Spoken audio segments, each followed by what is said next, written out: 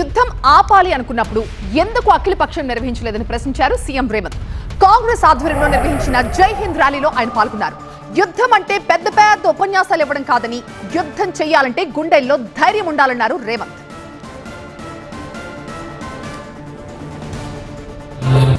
కానీ కాల్పులు ఆపినప్పుడు, యుద్ధం విరమించినప్పుడు మీరు అఖిల పక్షాన్ని ఎందుకు పిలవలేదు, అందరితో ఎందుకు సంప్రదించలేదని ఈరోజు ఈ జై హింద్ ర్యాలీ సందర్భంగా నేను వారిని అడగదలుచుకున్నా.